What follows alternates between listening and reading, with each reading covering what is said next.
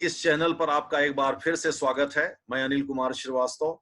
आपके सामने मैं आज 3 टॉपिक लेकर के आया हूं, जिनमें पहला ये है कि हमको संविधान की आवश्यकता क्यों होती है। एक्चुअली ये पहले डिस्कस किया जाना था, लेकिन लेक्चर लंबा होने के कारण पहले इसको डिस्कस नहीं किया गया, तो आज इसको कवर किया जा रहा है।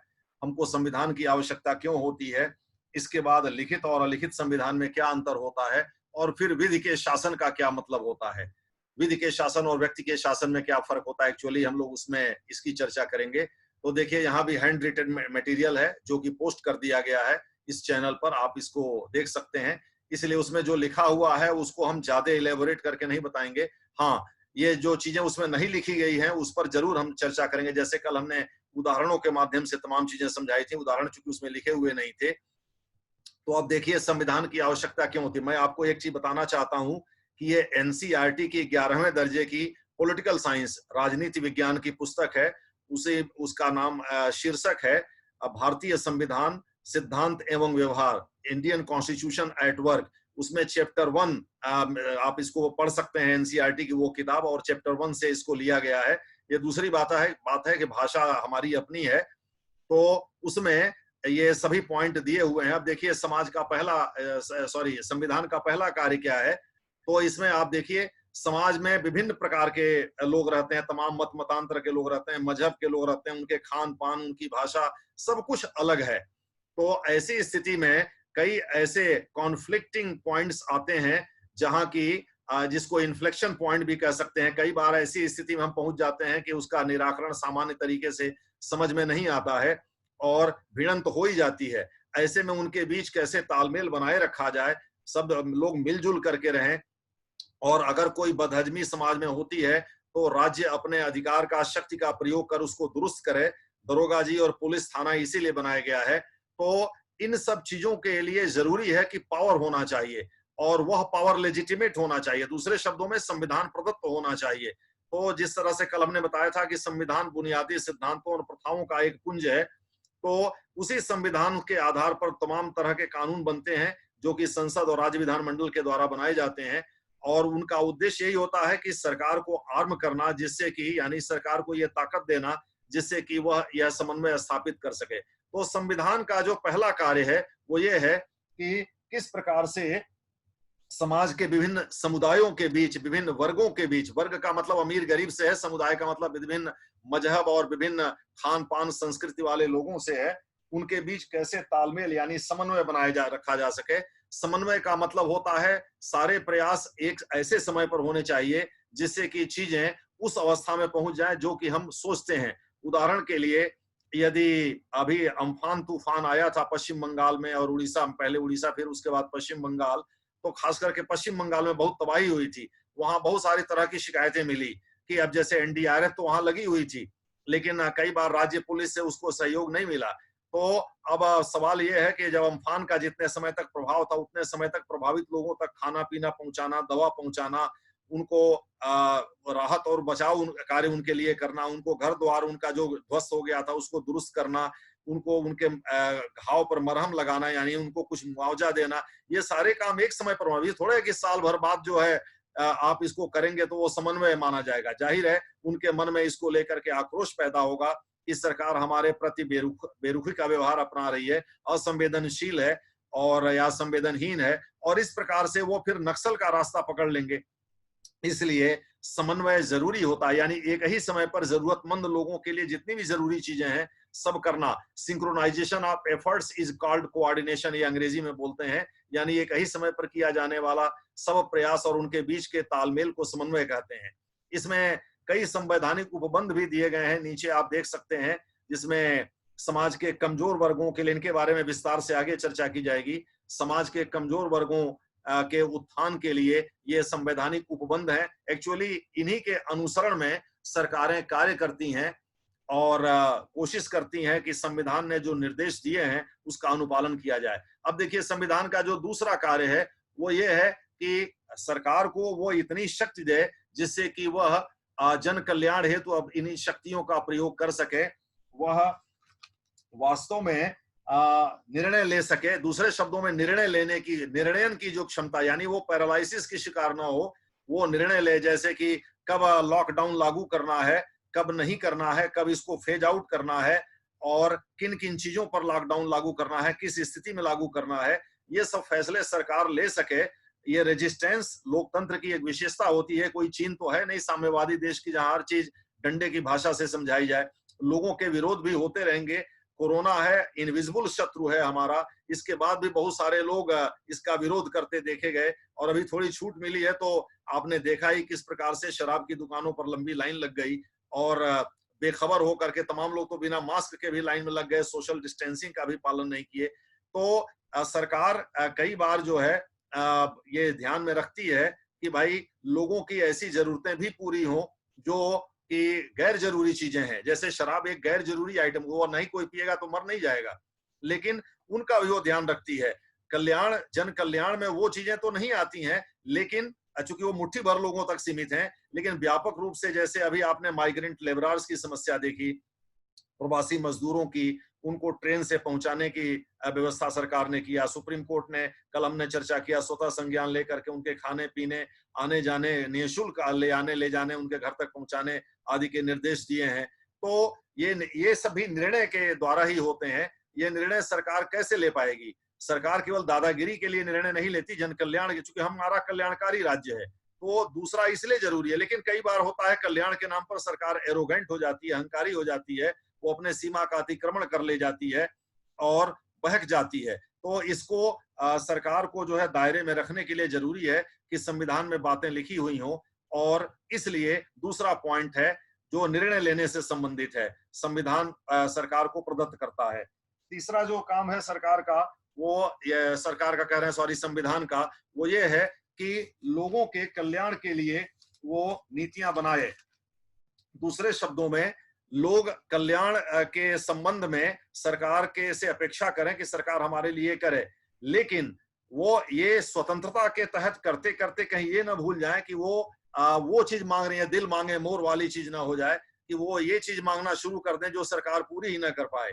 ऐसे में उनके स्वतंत्रता कई बार अराजकता का रूप ले लेती है और ये सब नेशनलिस्टिक यानी उपराष्ट्रवादी चेतना को जन्म देती है, जो कि पृथकतावाद में, सेपरेटिज्म में कन्वर्ट हो जाता है। जैसे खालिस्तान की मांग करने वाले लोग हैं, जैसे उत्तर पूर्वी राज्यों में माओवादी मांग करते हैं स्वतंत्र देश की, जैसे कश्मीर में कुछ अलगाववादी हैं, इसी प्रकार से नक्सली हैं। तो ऐसा भी नहीं होना चाहिए कि लोगों को इतनी स्वतंत्रता दे दी जाए सरकार से मांग करने की या सरकार से अपेक्षा करने की वो हमारा कल्याण करे कि वो बहक जाएं।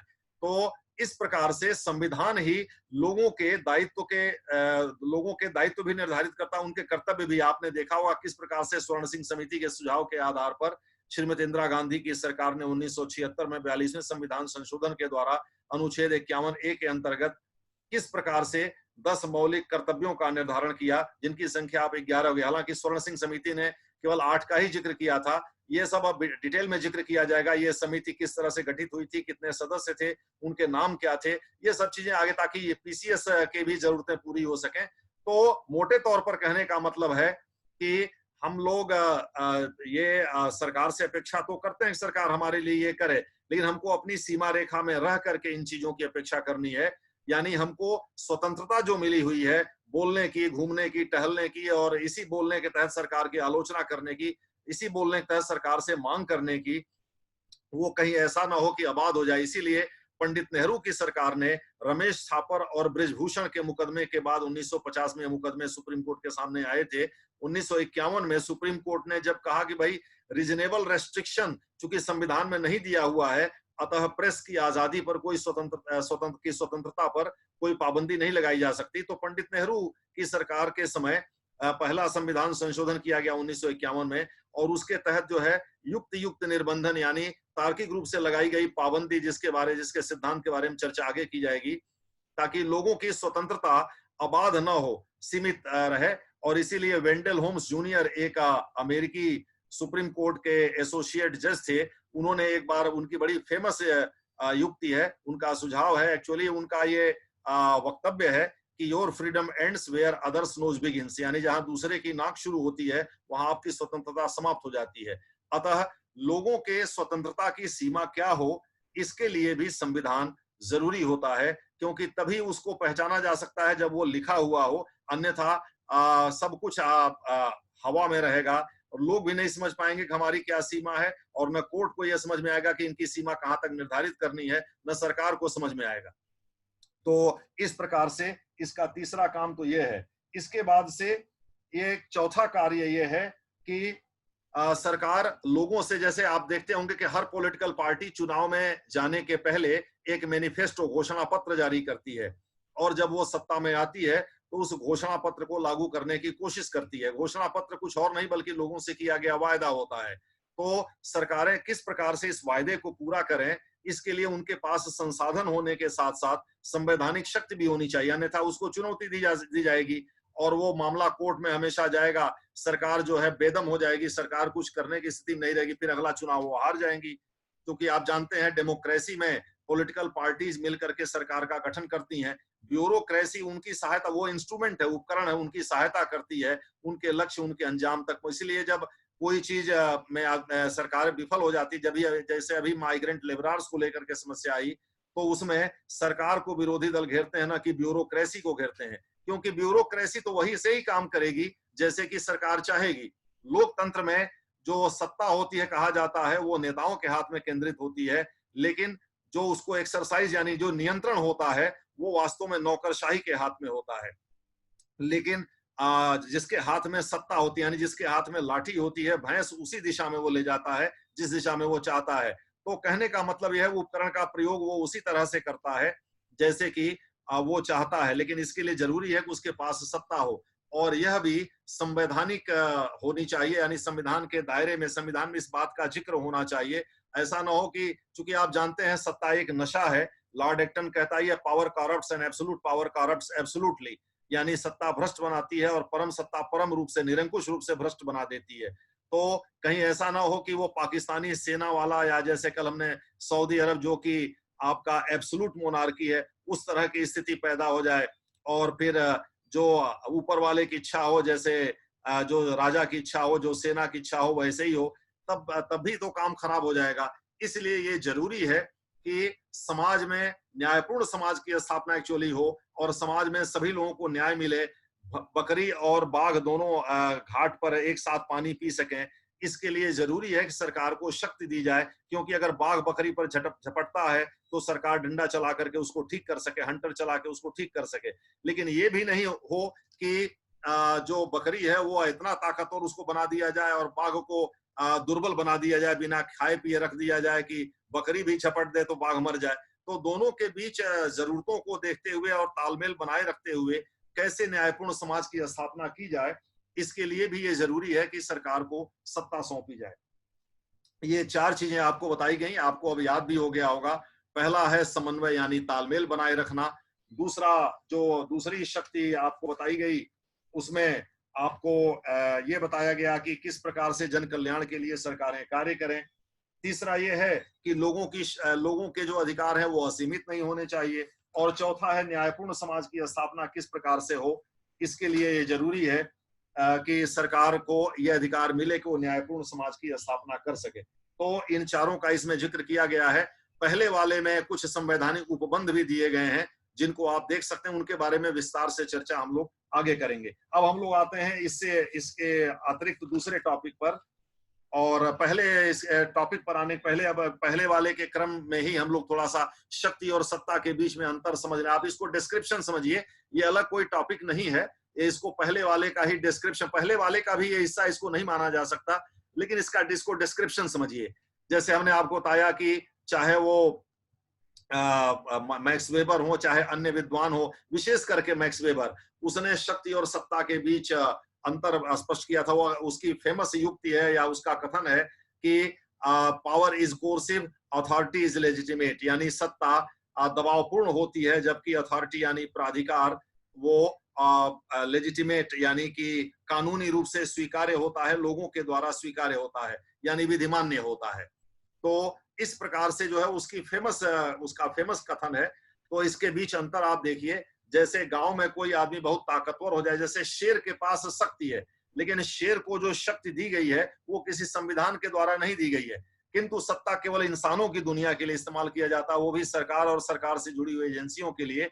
प्राइवेट लोगों के लिए, मुकेश अंबानी के लिए सत्ता का प्रयोग नहीं किया जा सकता, जबकि शक्ति का शक्ति उनके पास भी है। वो भी अपने संगठन के बीचर अफलातून है, वो सोते में भी बकबका दें तो उनका सीईओ बर्खास्त हो जाएगा। यानी उनके पास शक्ति है, सत्ता भी है उनके पास सीमित, यानी कारपोरेट लॉज के अंतर्गत यह शक्ति सीमित कर दी गई है।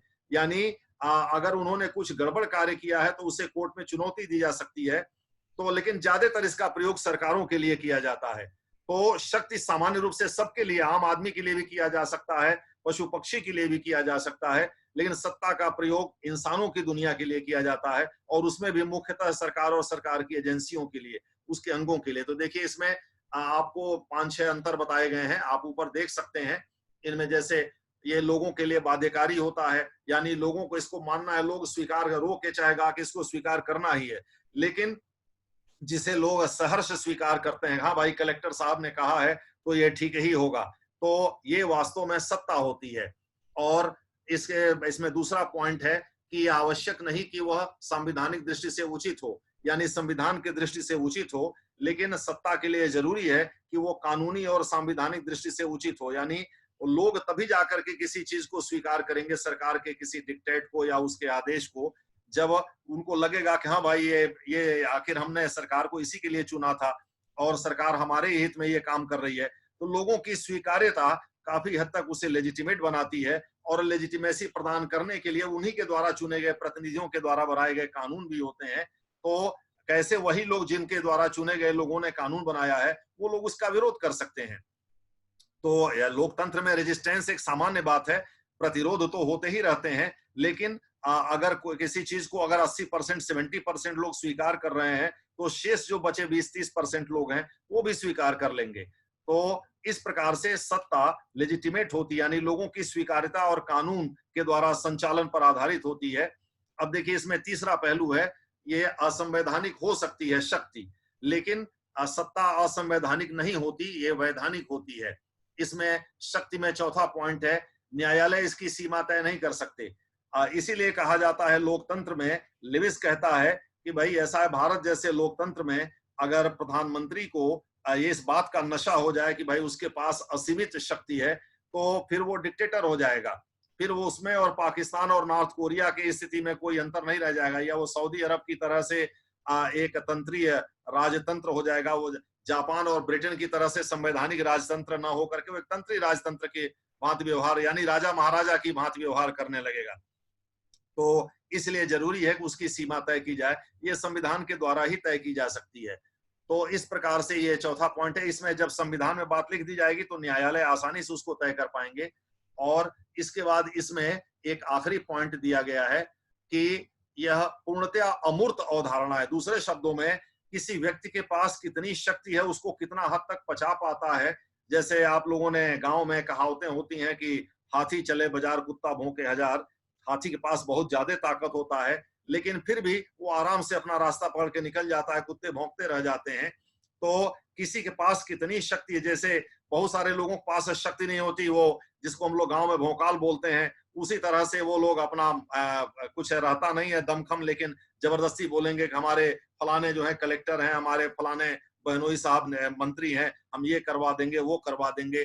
तो इस प्रकार से ये अमूर्त होता है, यानी किसी आदमी के पास है तो भी उसका वो प्रयोग नहीं करता, और जिसके पास नहीं है तो वो भी उसके प्रयोग करने की बात कहता है। अतः इसका आकार प्रकार क्या है, इसको बिल्कुल ही डिसाइड नहीं किया, इसलिए पूर्णतः अमूर्त होता है।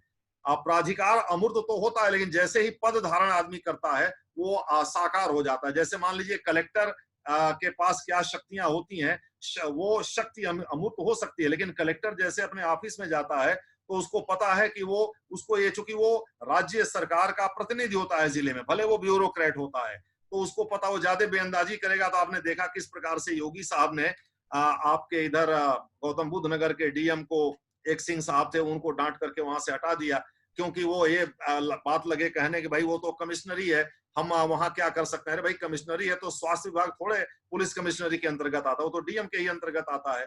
तो आपको स्वास्थ्य व्यवस्था पर ध्यान देना था, पुलिस मान लीजिए उनके हाथ में चली गई है।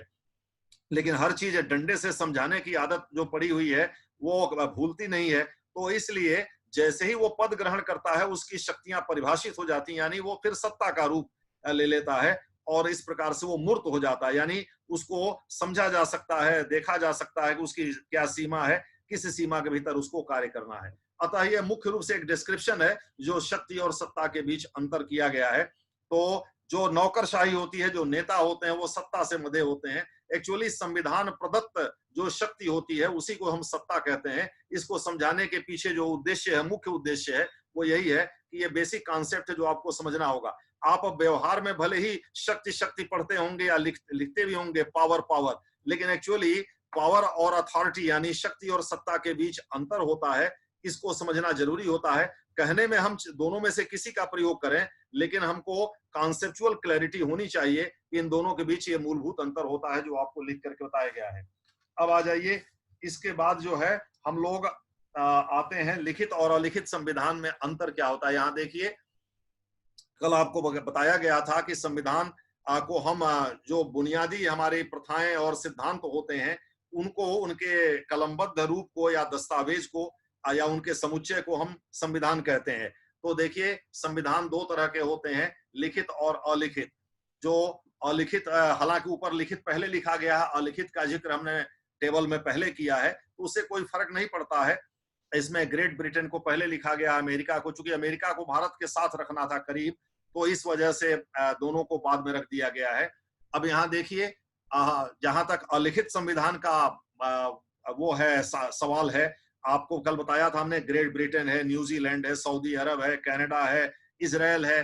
कनाडा में भी बहुत लंबे समय तक कोई संविधान नहीं लिखा गया, अभी तो जाकर के कुछ लिख पढ़ दिया गया है, लेकिन वो चूंकि ब्रिटेन के पार्लियामेंट से शासित होता रहा, इसलिए कनाडा में संविधान बहुत लंबे समय तक लिखा नहीं गया, चूंकि ब्रिटिश परंपरा को अपने। इसी तरह से न्यूजीलैंड में गवर्नर जनरल की, हालांकि वो तो ऑस्ट्रेलिया में भी होती है, लेकिन न्यूजीलैंड में गवर्नर जनरल की जो व्यवस्था बनाई गई उसमें ब्रिटेन को एक तरह से कॉपी कर लिया गया। तो ये सब, लेकिन हम चूंकि ग्रेट ब्रिटेन रिप्रेजेंटेटिव कंट्री है, यानी हम लोग इसी को बेंचमार्क मान के आगे बढ़ते हैं, तो ग्रेट ब्रिटेन को यहाँ दिया हुआ है कि भाई अब अलिखित है, तो सवाल यह है कि वो अलिखित होते हुए वहां के लोगों को इतनी फ्रीडम मिली हुई है, वहां इतने लोकतंत्र इतना विकसित है, आखिर ये सब कैसे हो गया। तो वहां परंपरा से आप देखिए, एलिजाबेथ साम्राज्ञी थी, एनी साम्राज्ञी थी, विक्टोरिया साम्राज्ञी थी, और इस समय भी जो वहां की साम्राज्ञी है एलिजाबेथ द्वितीय, यानी महिलाओं को साम्राज्ञी स्वीकार करने की परंपरा वहां पहले से रही है। दूसरे शब्दों में, हमको ऐसे जगह संविधान लिखने की जरूरत ही क्या है जहां की परंपराएं खुद ही समृद्ध हैं, जहां महिलाओं को पुरुषों के बराबर इज्जत दिया गया हो, जहां कोई अमीर और गरीब के बीच भेदभाव जैसी चीज ना होती रही हो। तो वहां अगर व्यापक रूप से ये सब चीजें रही हो, तो पहले से अगर रही हो, तो उसमें छेड़छाड़ करने क्या जरूरत है। इसलिए ब्रिटेन में कोई संविधान लिखा नहीं गया। अब ये इसीलिए मध्यकालीन रीति रिवाज पर आधारित है, जबकि अमेरिका में ये बहुत भेदभाव था, काले और गोरे लोगों का भेदभाव था और तमाम तरह के भेदभाव थे। अंग्रेजों का उपनिवेश था ही, उसके 13 राज्य जो थे वो अंग्रेजों के उपनिवेश थे। तो इसलिए 1787 कल बताया गया था, जेम्स मेडिसन, उसको जेम्स एडम हमने बताया था। जेम्स एडम एक्चुअली अमेरिकी लोग लाड़ प्यार से बोलते हैं, क्योंकि एडम और इव जो ओल्ड टेस्टामेंट में जिक्र है, हम इंसानों के पहले पूर्वज माने गए हैं। चूंकि जेम्स मेडिसन अमेरिकी संविधान का जनक है, यानी एक प्रकार से वो पहला पूर्वज है अमेरिकी संविधान का, इसलिए लोग उसको प्रेम से उसके उपनाम एडम कह के पुकारते हैं। वैसे उसका वास्तविक नाम जेम्स मेडिसन है।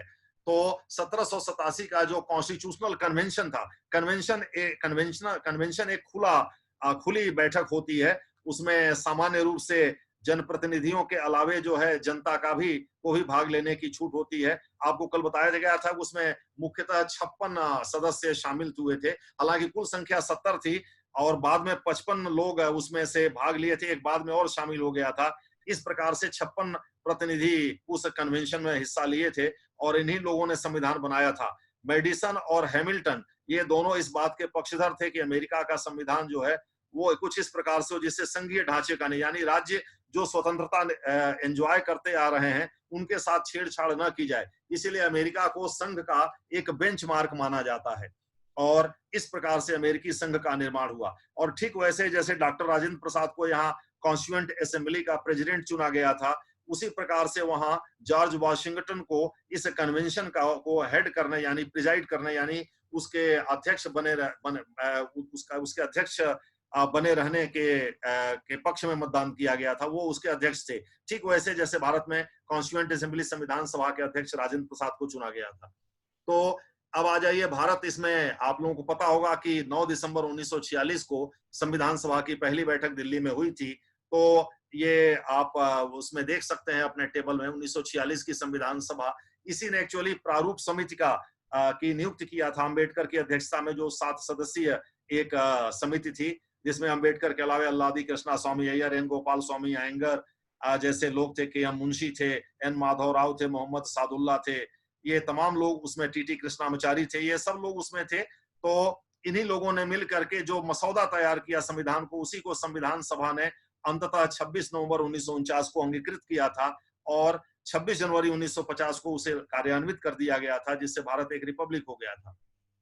तो उद्भव दिया गया है, दूसरा है स्वरूप। ग्रेट ब्रिटेन में संविधान अलिखित है, दूसरे शब्दों में लिखा हुआ नहीं है, बैठ करके उसमें उपबंध नहीं बनाए गए, जो मध्यकालीन रीति रिवाज से उन्हीं को कोडिफाई कर दिया गया। लिखा हुआ है लेकिन वो रीति रिवाज को ही कूटबद्ध कर दिया गया, कोई नई चीज नहीं लिखी गई है। और अमेरिका में संविधान लिखा गया, अमेरिकी संविधान सबसे छोटा संविधान माना जाता है, 6 ही आर्टिकल उसमें है मुख्य रूप से, और 27 संविधान संशोधन, वहां संविधान संशोधन की प्रक्रिया जटिल है और इसके बारे में आगे चर्चा किया जाएगा।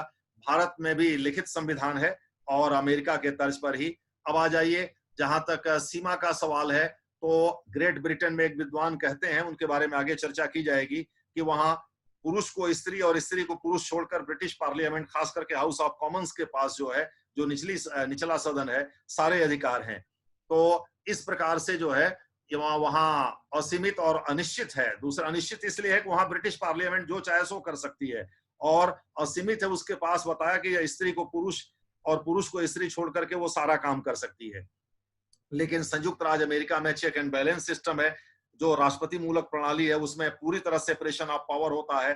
कांग्रेस का कोई भी सदस्य राष्ट्रपति के द्वारा निर्मित कैबिनेट या मंत्री परिषद में हिस्सा नहीं ले सकता, और न ही कैबिनेट या मंत्री परिषद का कोई सदस्य वहां के किसी विधानमंडल का सदस्य हो सकता है। तो वहां पूरी तरह से चीजें एक दूसरे को सीमित करने के लिए बनाई गई हैं, और इस प्रकार से वो लिखा हुआ है, जो आप देख रहे हैं, सीमित है और निश्चित है। वो चेक एंड बैलेंस है, यानी अगर राष्ट्रपति बेअंदाजी करेगा तो वहां एक क्वालिफाइड वीटो की व्यवस्था है, जिसमें राष्ट्रपति के सिग्नेचर किए बिना भी कानून बन जाता है। वो कांग्रेस केवल उसको पारित कर दे 2/3 बहुमत से, तो उस विषय पर वो कानून बन जाएगा। अभी देखिए, हालांकि राष्ट्रपति पहले बार में राष्ट्रपति के सिग्नेचर के लिए उसको भेजा जाता है। अभी देखिए, चीन ने जो हांगकांग के साथ किया है सिक्योरिटी के संबंध में, उसको लेकर के वहां अमेरिका में बड़ी खलबलाहट है, और वैसे भी अमेरिका और चीन के रिश्ते तल्ख होते जा रहे हैं। तो हांगकांग को लेकर के अमेरिकी राष्ट्रपति को ये शक्ति देना कि वो चीन को दंडित कर सके, उसके लिए एक बिल पारित किया है वहां की कांग्रेस ने। अब अगर राष्ट्रपति का उस पर सिग्नेचर हो जाता है तो उसके बाद वो कानून बन जाएगा, और राष्ट्रपति करेगा ही, चूंकि वो उसके हित में है। तो इस प्रकार से राष्ट्रपति की शक्तियां सीमित हैं वहां, और कांग्रेस की भी सीमित है। वहां पॉकेट वीटो की व्यवस्था है, जो वहां का राष्ट्रपति एक्सरसाइज करता है। इस प्रकार से वो वहां के कोर्ट को भी बहुत ज्यादा शक्तियां प्राप्त हैं, वो इन दोनों की शक्ति को सीमित कर सकता है। तो इस प्रकार से वहां शक्ति सीमित है। जहां भी कॉन्स्टिट्यूशनल सुप्रीमेसी जो आगे दिया हुआ है, संवैधानिक सर्वोच्चता, जहां भी कोर्ट में नहीं, यानी संविधान को समझाने का काम जब कोर्ट करेगा, तो वहां अन्य जो एजेंसियां हैं सरकार की, उनकी शक्तियां सीमित होंगी। वही स्थिति भारत में भी है। अब इसके बाद आप आगे देखिए, जो मौलिक अधिकार हैं, वो अमेरिका में बिल ऑफ राइट्स पर आधारित है। इनके बारे में चर्चा आगे की जाएगी। भारत में ऐसा कोई बिल ऑफ राइट्स तो नहीं आया, लेकिन यहाँ भी अमेरिका की तरह से कार्यपालिका और विधायिका दोनों के विरुद्ध लोगों को मौलिक अधिकार मिले हुए हैं। ब्रिटेन में केवल कार्यपालिका के विरुद्ध मौलिक अधिकार लोगों को प्राप्त है, क्योंकि वहां की पार्लियामेंट सॉवरेन मानी जाती है, संप्रभु मानी जाती है, उसके ऊपर बाहर का कोई नियंत्रण नहीं है। और अमेरिका में, हालांकि अमेरिका में इसके विपरीत जो है, कार्यपालिका और विधायिका दोनों के विरुद्ध वहां के लोगों को मौलिक अधिकार प्राप्त है। वही स्थिति भारत में भी है। और आखिरी पॉइंट है संवैधानिक सर्वोच्चता। ये यानी कि संविधान कौन समझाएगा, ये शक्ति जो है वो कोर्ट में निहित होती है। अमेरिका में जैसे फेडरल कोर्ट में निहित होती है, भारत में सुप्रीम कोर्ट में। चूंकि ब्रिटेन में ये व्यवस्था है ही नहीं, और इसीलिए लिखित संविधान का ये सबसे बड़ा फीचर माना जाता है कि जब संविधान लिख दिया जाता है तो उसकी सीमा तय हो जाती है, जिससे कोर्ट को आसानी हो जाती है चीजों को समझाने में। जब लिखा ही हुआ नहीं है तो असीमित है। जब असीमित है तो उसमें कोर्ट क्या समझाएगा? इसीलिए ब्रिटेन में संवैधानिक सर्वोच्चता संसद में, यानी संसद के द्वारा बनाए गए कानून के आधार पर वहां के हाई कोर्ट व्याख्या करते हैं। पहले तो एक ही हाई कोर्ट हुआ करता था, लेकिन अभी 2009 में वहां सुप्रीम कोर्ट का गठन कर दिया गया है। हालांकि वह सुप्रीम कोर्ट फेडरल कोर्ट नहीं है अमेरिका और भारत की तरह से। तो इस प्रकार से जो है, इसके बारे में हम लोग आगे विस्तार से चर्चा करेंगे। तो कहने का मतलब केवल अमेरिका और भारत में ही ये जो सर्वोच्चता है वो कोर्ट में निहित है, ब्रिटेन में नहीं। अब इसके बाद से आखिरी जो टॉपिक है वो है, देखिए, विधि का शासन। अब इसमें देखिए एक आपको डायग्राम बनाया गया है, उल्टा करके त्रिभुज है बीच में, और उसमें आप देख रहे हैं विधि का शासन लिखा हुआ। उसके 3 घटक हैं, कंपोनेंट हैं। पहला है विधि के सामने सभी बराबर होते हैं। समता एक कॉन्सेप्ट है जो प्रायः अर्थव्यवस्था में इस्तेमाल होता है, लेकिन चूंकि हमारी जो अर्थव्यवस्था है, यानी जो इकोनॉमी है, वो पॉलिटिकल इकोनॉमी, यानी नेता तय करते हैं कि हमारी वो 20 लाख करोड़ का पैकेज हो या जो भी हो, वो नेता तय करते हैं कि हमारी इकोनॉमी कैसे चलेगी। तो इस प्रकार से उसको राजनीतिक अर्थव्यवस्था कहा जाता है। इसीलिए अब समता और समानता, यानी इक्विटी और इक्वालिटी में कोई फर्क नहीं रह गया है। तो इसीलिए यहाँ विधि के समक्ष समता लिखा गया है। अगर आप समानता भी लिखेंगे तो कोई फर्क नहीं होगा। अब इसमें डाइसी कहता है इसके इसके 3 उप घटक हैं। यानी एक तो यह है कि कानून के सामने सभी बराबर है, यानी जब व्यक्ति का, सऊदी अरब में क्या है, राजा का शासन है। इब्न अल सौद कल बताया था, वही डेरिया चीफ था 18वीं सदी में, जो वहाब के संपर्क में आया था, और इसीलिए वहां वहाबिज्म का प्रभाव बहुत ज्यादा, उसने इस्लाम धर्म कबूल कर लिया था, और उसी के नाम पर 1932 में वहां इब्न अल सौद के नाम पर सऊदी अरेबिया का गठन किया गया। तो अब वहां कानून का कोई मतलब नहीं है, वहां तो व्यक्ति का शासन है। दूसरे शब्दों में जो वहां का सम्राट है वही सर्वे सर्वा है। वो अकबर की तरह से उसकी जुबान ही कानून है, उसने जो कह दिया वही फाइनल है, वही चीफ जस्टिस है।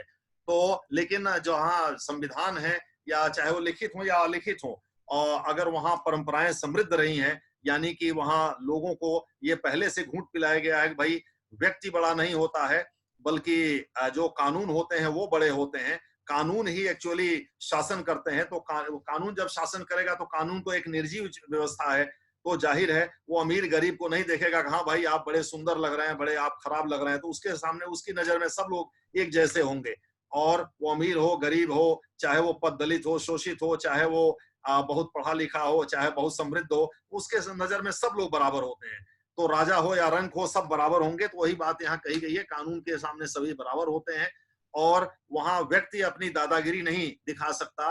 तो जाहिर है व्यक्ति की सर्वोच्चता नहीं होती, क्योंकि कोई राजा महाराजा, कोई जमींदार बाबू साहब टाइप का नहीं होता है। तो इस तरह से वहां व्यक्ति की सर्वोच्चता नहीं होती है।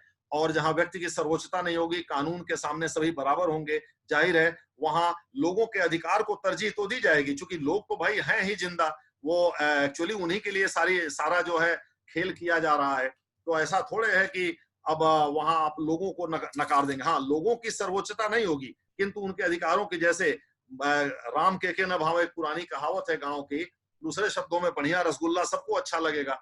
तो इस प्रकार से अधिकार सबके, अब जैसे किसी गरीब आदमी को आप पीड़ित करेंगे, सताएंगे, और किसी अमीर को, तो दर्द दोनों को समान होगा।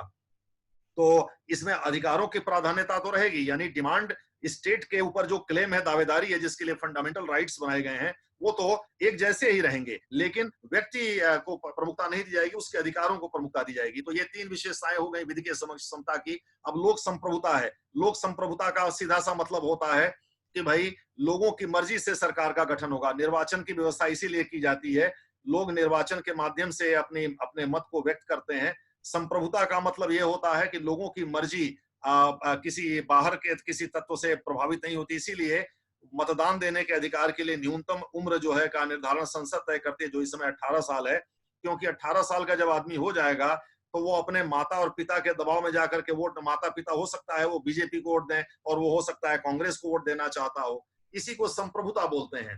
तो संप्रभुता लोगों में निहित होती है अंतिम रूप से, और लोग इसे ट्रांसफर करते हैं कॉन्स्टिट्यूशन को। इसीलिए कॉन्स्टिट्यूशन शुरू होता है we the people of India, यानी उसकी जो प्रस्तावना है, उसका जो प्रियम्बल है, वो वी द, यानी जो संविधान का स्रोत है वो लोग हैं।